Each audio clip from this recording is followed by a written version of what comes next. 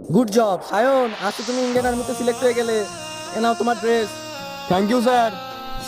আরে ওই ছেলেটাকে। স্যার ওটা আমার ভাই, আর ওনার একটু পাগল আছে। স্যার আমার বাবা মায়ের ইচ্ছা ছিল আমরা দুই ভাই যাতে বড় হয়ে আর্মি অফিসার হই। স্যার আমার ভাইকে কি আমি আমার সঙ্গে রাখতে পারি? না, ও তোমার সাথে থাকলে ওর বিপদ হতে পারে, ওকে আমি রাখবো।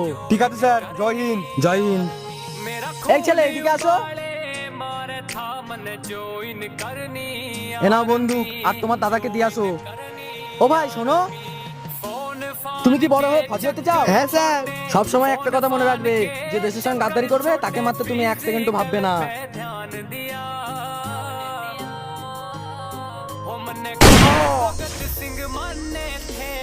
আরে এটা তুই কি করলি? হ্যাঁ স্যার, আমি আমার দাদাকে মেরে দিয়েছি। তোকে কি এই জন্য আমি বন্দুকটা দিয়েছিলাম? কিন্তু স্যার এ তো রফিক, আমি ইন্ডিয়া আর্মিতে সিলেক্ট হয়ে গেছি, এবার থেকে তো সব কাজ হয়ে যাবে।